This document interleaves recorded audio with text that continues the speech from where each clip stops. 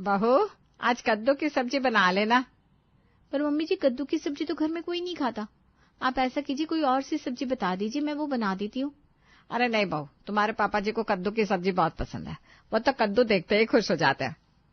ये कद्दू की सब्जी देखकर आखिर कौन खुश होता है? मैंने तो ऐसा इंसान अपनी पूरी लाइफ में नहीं देखा। अरे बहू, क्या हुआ? किस सोच में खो गई? नहीं मम्मी जी, कुछ नहीं। चलिए ठीक है, अगर पापा जी को कद्दू की सब्जी इतनी पसंद है तो बना देती हूँ। इतना कहकर गुड्डी रसोई में चली जाती है, जबकि सास एक जहरीली मुस्कुराहट लेकर उसे देखने लगती है।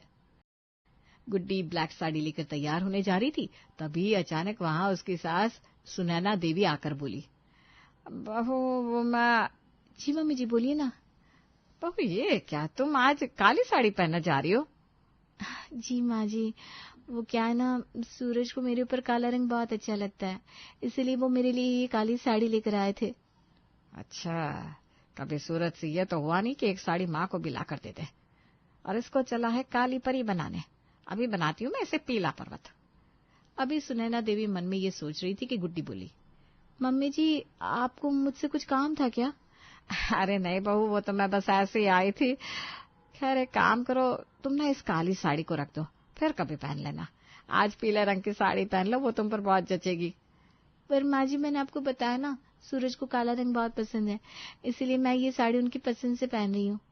अरे हाँ बहू, मैं समझ रही हूँ तुम्हारी बात को, लेकिन अभी सूरज तो घर पर है नहीं, तो तुम काला रंग तब पहना जब छुट्टी के दिन सूरज घर पर मौजूद होगा।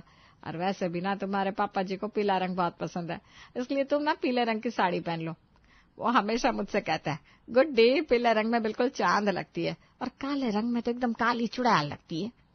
माँ जी के मुंह से ये बात सुनकर गुड्डी के हाथ से साड़ी गिरते गिरते बची। पापा जी ने ऐसा कब कहा होगा? मैं और पीले रंग में चांद और काले रंग में काली चुड़ैल? शायद पापा जी ने सपने में कहा होगा। क्या हुआ बहू, तुमने कुछ कहा क्या? नहीं नहीं माँ जी, कुछ नहीं, मैं बस अभी पीली साड़ी पहन कर आती हूँ। गुड्डी अपने रूम में पोछा लगा रही थी, तभी उसकी सास वहां आकर बोली, गुड्डी आज पूजा कर और ऊपर की छत पर भी पोछा मार देना, ठीक है? पर मम्मी जी, रोज रोज छत पर पोछा? अरे बहू, तुम तो जानती हो पापा जी को साफ सफाई कितनी पसंद है। उन्हें घर का हर एक कोना साफ सुथरा चाहिए। वो कहते हैं गुड्डी सफाई में लक्ष्मी है लक्ष्मी। अब तो पापा जी ने लक्ष्मी की भी बैंड बजा दी। कुछ कहा क्या तुमने बेटा? नहीं नहीं, कुछ नहीं माँ जी, वो मैं कह रही थी सही बात है, रोज रोज सफाई से घर में लक्ष्मी आती है। मैं अभी जाकर पोछा लगा देती हूँ। गुड्डी उठ जा बेटा, अब तो सुबह के 6 बज गए। मम्मी जी, थोड़ी देर और, अभी तो सूरज भी खर्राटे ले रहा है। गुड्डी, मैं और खर्राटे? भला क्यों मुझे दिन दहाड़े खर्राटे आने लगेंगे? ओह सूरज, कभी तो दिमाग का इस्तेमाल किया करो। मैं आसमान से निकलने वाले सूरज का नाम ले रही हूँ, तुम्हारा नहीं। अच्छा अच्छा, फिर ठीक है। इतना कहकर सूरज दोबारा सोने के लिए अपनी आंखें बंद कर लेता है। अरे बहू, क्या हुआ मेरे बेटे को? वो खर्राटे क्यों ले रहा है? वो तो कभी खर्राटे नहीं लेता। और तू ये दरवाजा क्यों नहीं खोल रही? खोल ना। ओफो माँ जी, मैं उस ऊपर वाले सूरज की बात कर रही थी, आपके सूरज की नहीं। अच्छा अच्छा, फिर ठीक है। अब तुम ऐसा करो, जल्दी से उठ जाओ। माँ जी, अभी सोने दो ना प्लीज। बेटा, पापा जी को पसंद है कि बहुएं सुबह जल्दी उठे। वो हमेशा मुझसे कहते हैं सुबह की बहू लक्ष्मी का रूप होती है, इसलिए तू ना जल्दी से उठकर बाहर आ जा बेटा। लक्ष्मी तो ठीक है, मगर ये अलार्म देवी कब से बन गई मैं? गुड्डी तैयार होकर अपने रूम से बाहर निकलती है, तभी उसका फोन बजता है। ट्रिंग ट्रिंग ट्रिंग ट्रिंग। हाँ सूरज, मैं बस तैयार ही हूँ। ठीक है ठीक है। हाँ पापा, तुम घर आओ तो सही, फिर हम साथ में निकलते हैं। अरे बहू, तू इतनी टिंच पिंच बनकर कहाँ जा रही है? अरे माँ जी, वो क्या है ना, आज सूरज मुझे सिनेमा हॉल में सैयरा मूवी दिखाने लेकर जा रहे हैं। ये देखिए, उन्होंने मुझे कल रात की 2 टिकट्स लाकर दिए थे। अरे बहू, ये तो वही सैयरा मूवी है ना, जिसने सारे इंस्टाग्राम पर कब्जा जमा रखा है। हर तरफ बस उसी के चर्चे हैं। जी माँ जी। मैं तो कहती हूँ अब इंस्टाग्राम का नाम बदलकर सैयराग्राम रख देना चाहिए। जहाँ देखो बस मुंह मारा यही गाना बज रहा है। सैयरा तू तो बदला नहीं है, मौसम जरा सा रूठा हुआ है। ऐसा लग रहा है सारा मौसम उसी का है जो रूठ जाएगा। इतना अच्छा मौसम तो है। माँ जी, आप भी ना। वैसे आपको कैसे पता चला कि सारे इंस्टाग्राम पर यही गाना वायरल है?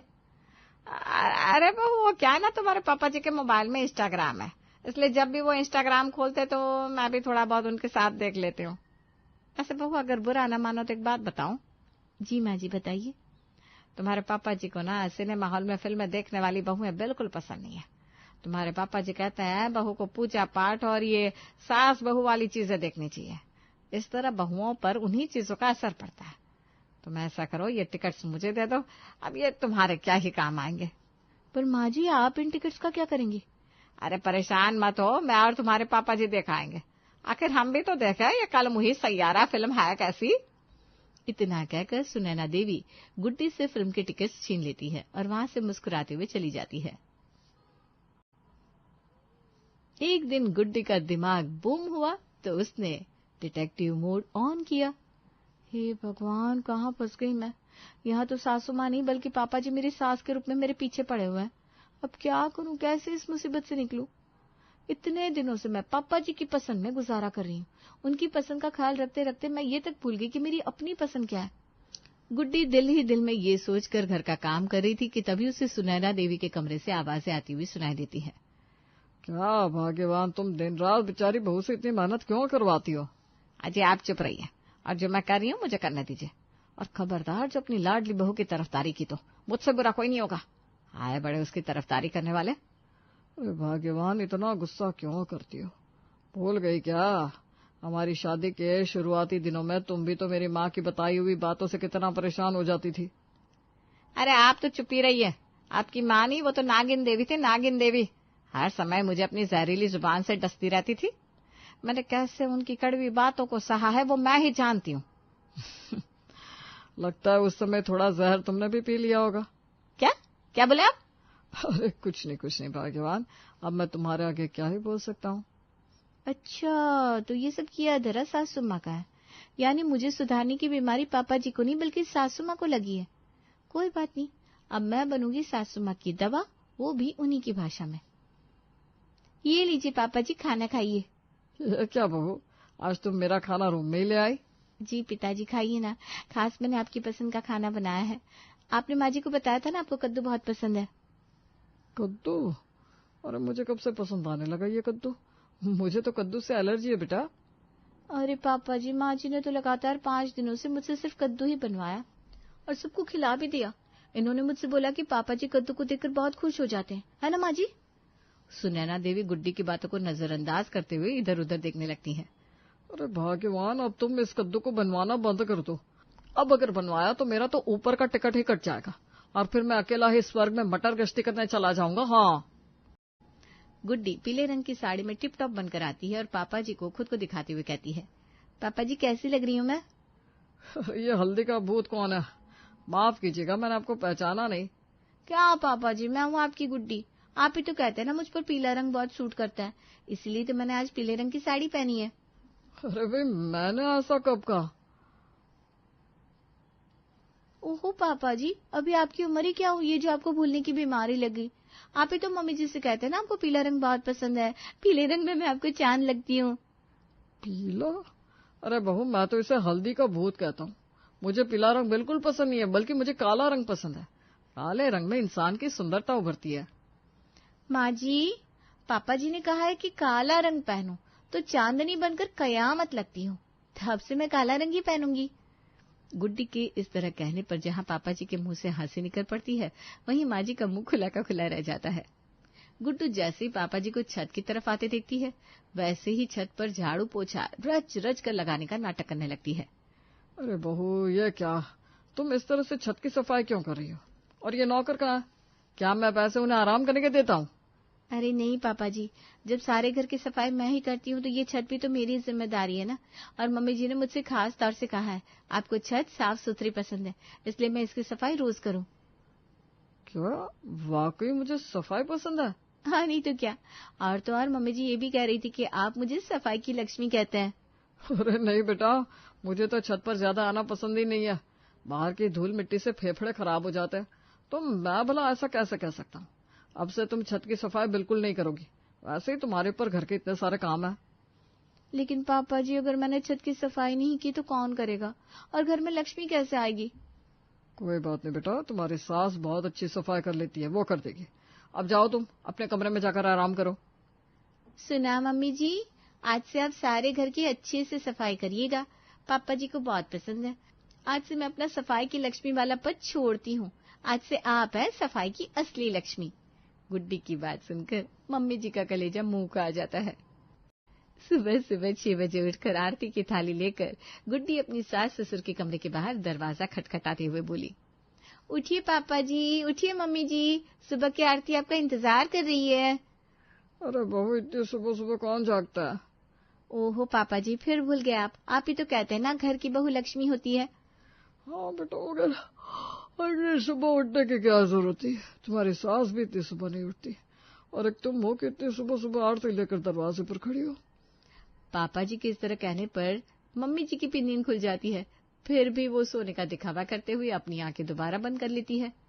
ओहो पापा जी, कैसी बातें करते हैं। माँ जी ने ही तो मुझसे कहा था कि आपका कहना है कि सुबह की बहू लक्ष्मी का रूप होती है। क्या? मैं ऐसा कहता हूँ? तुम ऐसा करो, जाओ और जाकर सो जाओ, कोई जरूरत नहीं है इतनी सुबह उठने की। पर पापा जी, अगर मैं सुबह नहीं उठूंगी तो घर की लक्ष्मी रूठ जाएगी। अरे ऐसी कोई बात नहीं है, कल से तुम्हारी सास उठेगी बस। आखिर वो भी तो घर की बहू है, इसलिए तुम जाओ बेटा, आराम करो। जी पापा जी।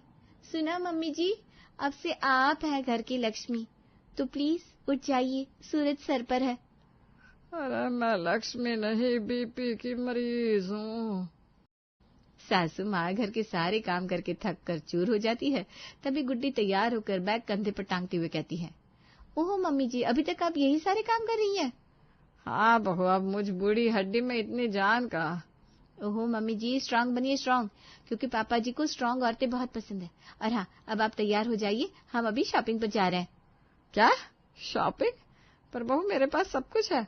अरे मम्मी जी, पापा जी ने कहा है कि आप उन्हें लाल बिंदी, ऑरेंज लिपस्टिक और टाइगर प्रिंट की साड़ी में एकदम बवाल लगती है, इसलिए वो आपको इस लुक में देखना चाहते हैं। क्या?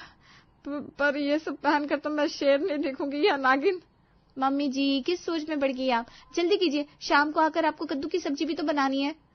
गुड्डी के इस तरह कहने पर सुनैना देवी अपनी सोच से बाहर आती है।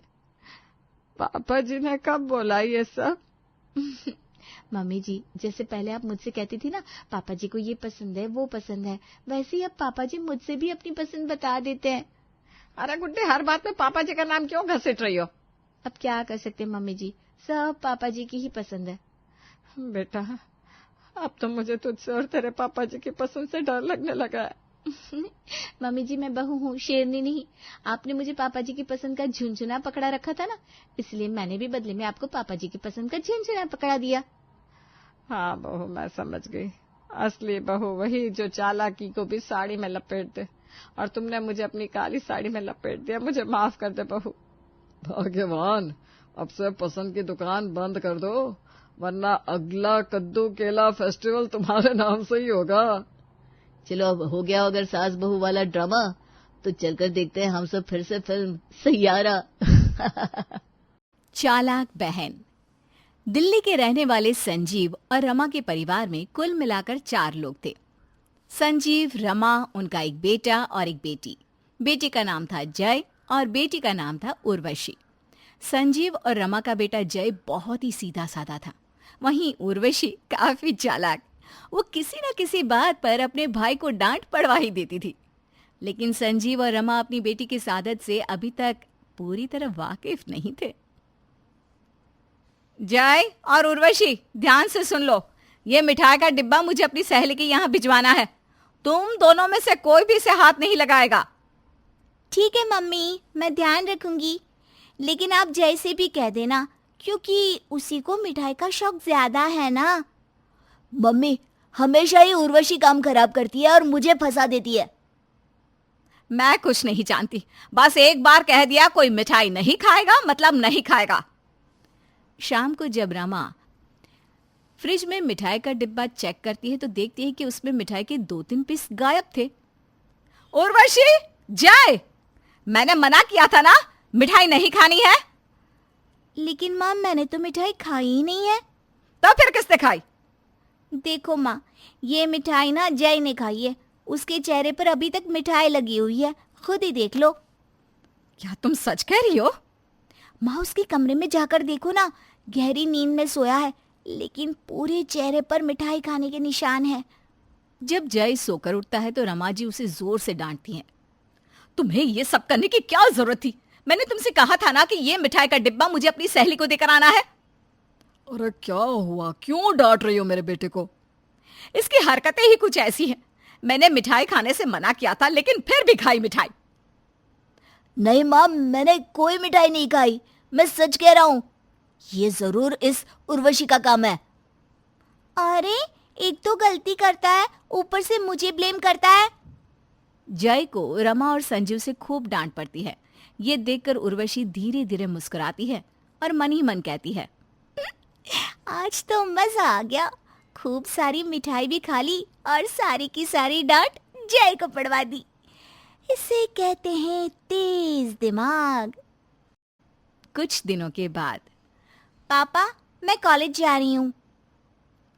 अरे बेटा, लेकिन इतनी जल्दी? तुम्हारा कॉलेज तो 10 बजे शुरू होता है ना? पापा, मेरी ना एक्स्ट्रा क्लास है, तो मुझे उसके लिए जाना पड़ेगा। पापा ये झूठ बोल रही है, इसकी कोई एक्स्ट्रा क्लास नहीं है, अपनी सहेलियों के साथ घूमने जाएगी ये। पापा ऐसा कुछ भी नहीं है, सच में मेरी एक्स्ट्रा क्लास है। आप चाहे तो मेरे कॉलेज आकर पता कर लीजिए। अरे नहीं नहीं बेटा, मैं तुम पर विश्वास करता हूँ, जाओ तुम। उर्वशी कॉलेज का बहाना करके अपनी सहेलियों के साथ घूमने चली जाती है, लेकिन रास्ते में उसे जय मिल जाता है। तुम तो पापा से कहकर आई थी कि तुम्हारे कॉलेज में एक्स्ट्रा क्लास है। वो क्या है ना भाई, देख तू मम्मी पापा को मत बताना, मेरी सहेली बहुत फोर्स कर रही थी इसलिए मुझे आना पड़ा। अच्छा ठीक है, मैं किसी को कुछ नहीं बताऊंगा, लेकिन तू भी मेरी शिकायत पापा से नहीं करेगी। मैं भी तो यहाँ घूमने आया हूँ। अरे बिल्कुल भी नहीं, मैं अपने भाई की शिकायत क्यों करूंगी। अच्छा चल, तेरे दोस्तों के साथ तेरी एक अच्छी सी फोटो खींच देती हूँ। अरे वाह, आज तो तुझे बड़ा प्यार आ रहा है अपने भाई पर। उर्वशी अपने मोबाइल फोन से जय की एक फोटो खींचती है। जय खुश हो जाता है। शाम को जब उर्वशी और जय घर पहुंचते हैं। उर्वशी, तुम्हारी सहेली सौम्या तो कह रही थी कॉलेज में कोई एक्स्ट्रा क्लास नहीं थी, कहाँ गई थी तुम? अरे नहीं माँ, उसे पता नहीं होगा, हमारी तो एक्स्ट्रा क्लास थी, आप जय को ही पूछ लीजिए ना। सॉरी उर्वशी, लेकिन तुम्हें मम्मी पापा से झूठ नहीं बोलना चाहिए। तुम साफ साफ क्यों नहीं कह देती कि तुम अपने दोस्तों के साथ घूमने गई थी? उर्वशी, क्या जय सही कह रहा है? तुमने हमसे झूठ बोला? पापा, झूठ तो ये जय बोल रहा है।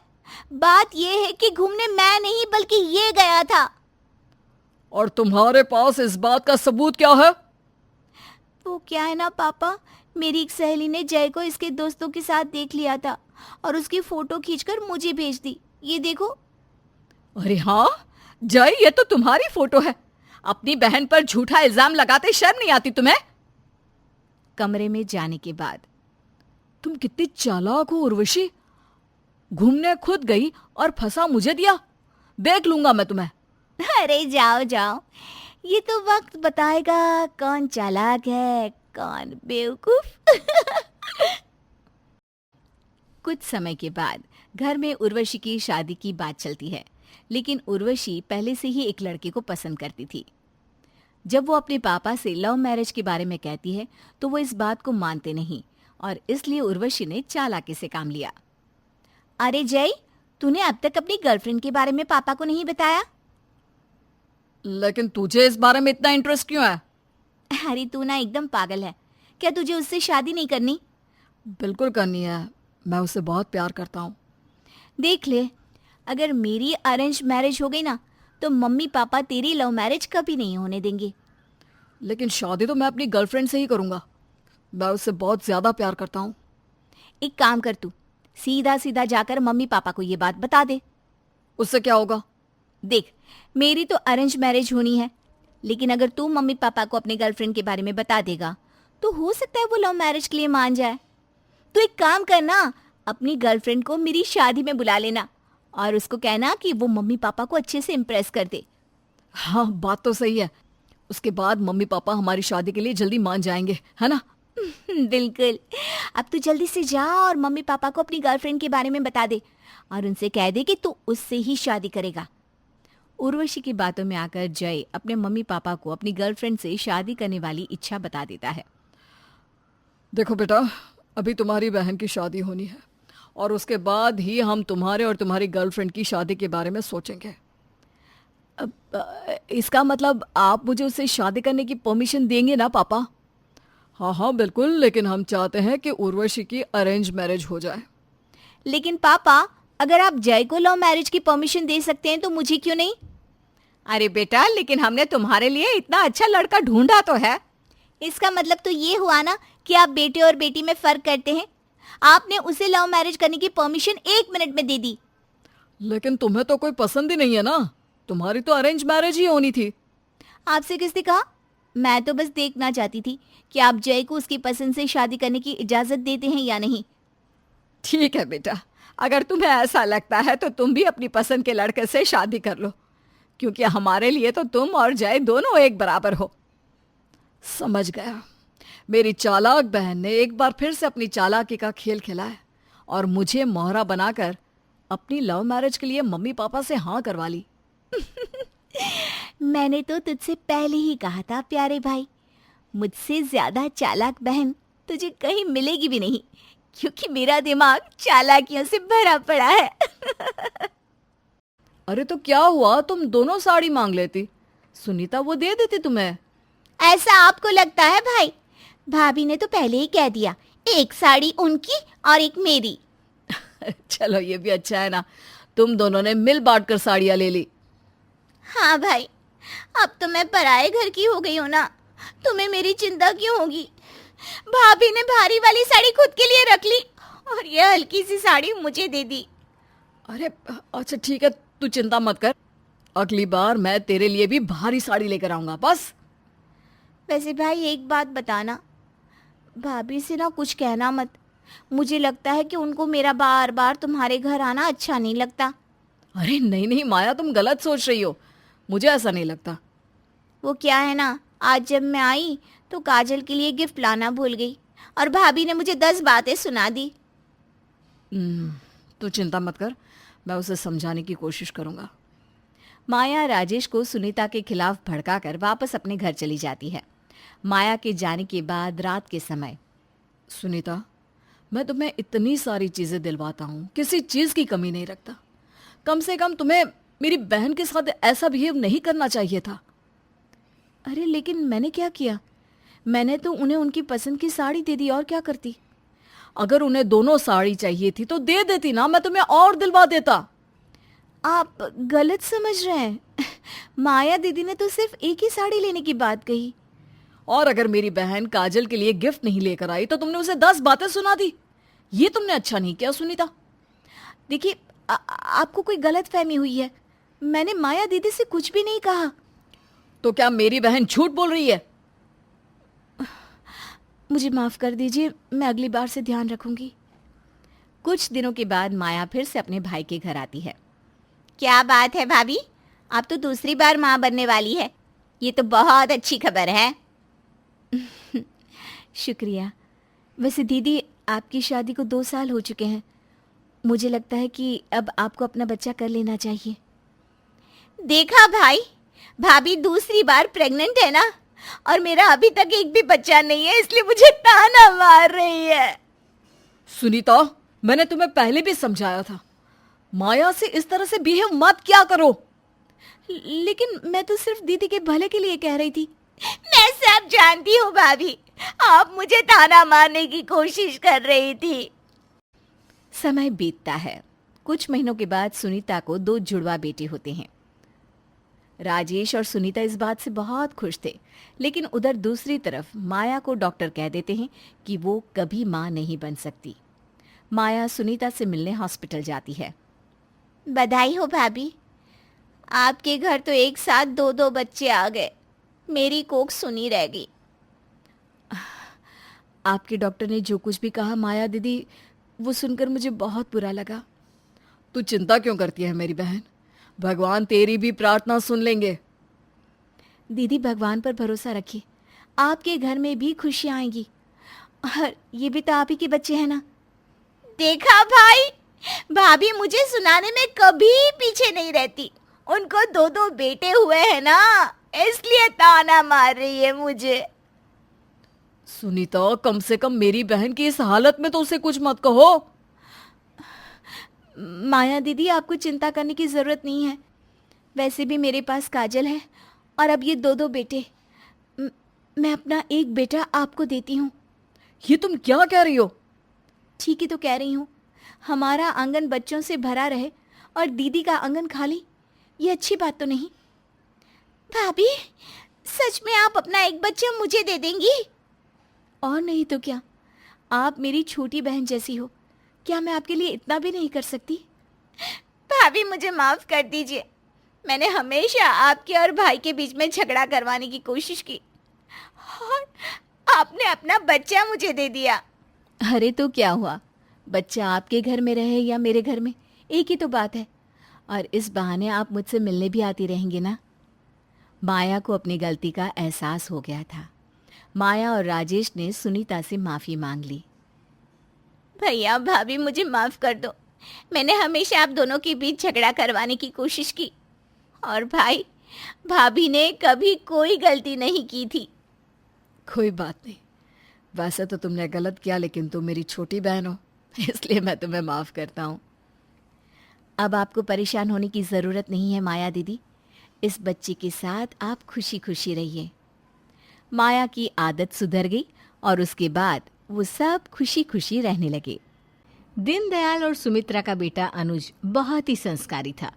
वो हमेशा अपने पापा दीनदयाल और माँ सुमित्रा की हर बात मानता था।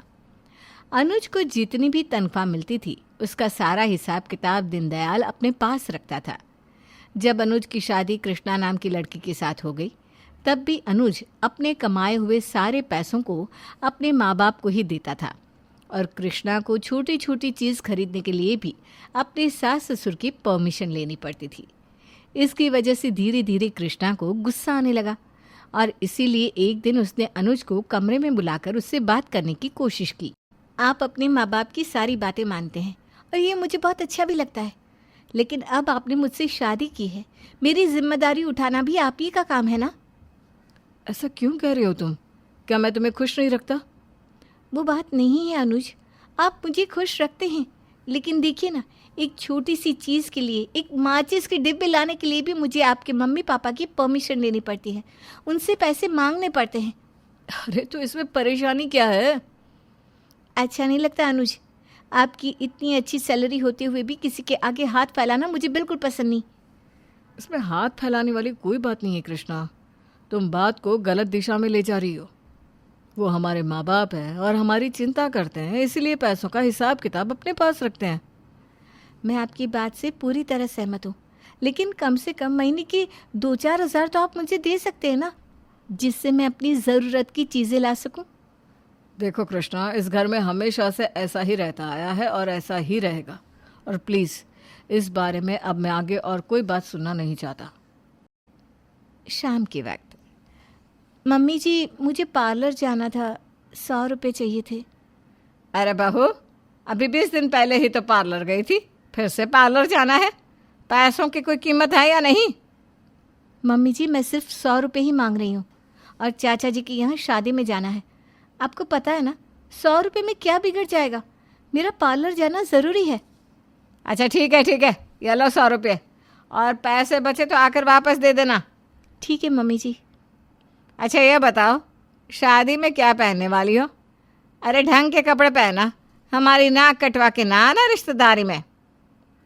मम्मी जी सोच रही थी कल अनुज के ऑफिस की छुट्टी है, तो उनके साथ जाकर शॉपिंग करके आ जाऊंगी। ठीक है, मैं तुम दोनों को कपड़े खरीदने के लिए जेब खर्ची दे दूंगा। 2000 तुम्हारे लिए हैं और 5000 अनुज के लिए। लेकिन पापा जी, अगर मेरे कपड़े 2000 में नहीं आए तो? कोई बात नहीं, मुझे बाजार से फ़ोन करके बता देना, मैं और पैसे भिजवा दूंगा। ये क्या तरीका है, इतनी छोटी छोटी बातों के लिए भी सास ससुर से पैसे लेना। मम्मी पापा ने तो पूरी तरह से इस घर को अपने कब्जे में लिया हुआ है। हम अपनी मर्जी से ना कुछ पहन सकते हैं ना खा सकते हैं। कृष्णा के जाने के बाद दीनदयाल और सुमित्रा आपस में एक दूसरे से बात करते हैं। सुना आपने, बहू ने कैसा मुंह चढ़ा लिया, जब मैंने उसे कहा कि रोज रोज पार्लर जाने की क्या जरूरत है।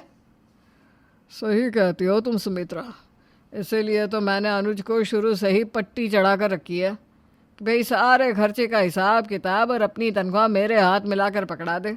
बात तो सही कहते हैं आप। आजकल के बच्चों को अगर खुला छोड़ दिया जाएगा ना तो सारा घर ही लुटवा देंगे। तुम उसकी चिंता ना करो, अनुज पूरी तरह से मेरी बातों में आया हुआ है। वो कभी 1 रुपया भी अपनी पत्नी को ले जाकर देने वाला नहीं है। पता नहीं हम ये सब कब तक कर पाएंगे। अरे बहू का क्या पता, कहीं बेटे के कान भर दिए तो मैं उसकी चिंता करने की कोई ज़रूरत नहीं है। मैंने अनुज का सारा हिसाब किताब अपने हाथ में कुछ इस तरह से लिया हुआ है कि वो चाह कर भी कुछ नहीं कर पाएगा। और रही बात बहू की, उसका क्या है, उसे तो 1-1 रुपए के लिए हमारे आगे हाथ फैलाना ही पड़ता है, जाएगी कहाँ। बिल्कुल ठीक कहते हैं आप। अगर जरा सी छूट दे दी ना तो अनुज अपनी पत्नी को लेकर चलता बनेगा इस घर से, इसलिए उसे तो काबू में ही बनाए रखना। हाँ हाँ बिल्कुल, तुम क्यों चिंता करती हो अनुज की माँ। मेरा बेटा मुझसे बिना पूछे एक बनियान भी नहीं खरीद सकता। कृष्णा ने सारी बातें दीनदयाल और सुमित्रा के कमरे के बाहर खड़े रहकर सुन ली थी, और इस बात का दीनदयाल और सुमित्रा दोनों में से किसी को भी अंदाजा नहीं था। कृष्णा ने सोच लिया था कि वो अपने सास ससुर को उनकी इस हरकत के लिए सबक सिखाकर रहेगी। बस उसे एक मौके की तलाश थी। और फिर एक दिन सुबह के वक्त जब अनुज ने अपने पापा से गाड़ी में पेट्रोल डलवाने के लिए पैसे मांगे तो कृष्णा ने प्लान को अंजाम देने के बारे में सोचा। पापा 500 रुपये चाहिए, वो गाड़ी में पेट्रोल खत्म हो गया है ना। अच्छा ठीक है बेटा, ये लो 500 रुपये। ठीक है पापा, चलता हूँ। कृष्णा ने चुपचाप जाकर गाड़ी का पेट्रोल टैंक लीक कर दिया। अनुज की गाड़ी एक सुनसान रास्ते में जाकर रुक गई। शाम को जब अनुज किसी तरह लौटकर अपने घर आया तो बहुत परेशान था। अरे क्या हुआ बेटा, इतने परेशान क्यों लग रहे हो? और तुम्हारे कपड़ों पर इतने दाग किस चीज़ के लगे हैं? क्या बताऊँ मम्मी, गाड़ी का पेट्रोल टैंक लीक था। मैंने गाड़ी में 500 रुपये का पेट्रोल डलवाया, लेकिन गाड़ी सुनसान जगह पर जाकर बंद हो गई। अरे तो किसी मैकेनिक को फ़ोन करके बुलाना चाहिए था ना तुम्हें। क्या करता पापा, पैसे नहीं थे मेरी जेब में। किसी मैकेनिक को कैसे बुलाता, वो मुझसे पैसे मांगता, और 500 रुपये मैंने आज आपसे एक्स्ट्रा लिए थे जो जेब खर्ची के थे, वो तो बाकी कामों में खर्च हो गए। अरे तो पैसे बचा के रखने चाहिए थे ना। पूरे 1000 दिए थे मैंने तुम्हें महीने के खर्च के। लेकिन पापा 1000 में महीने का खर्चा नहीं चलता, और जानते हैं ना, मैं ना तो ऑफिस पहुंच पाया और ना ही कोई काम हुआ।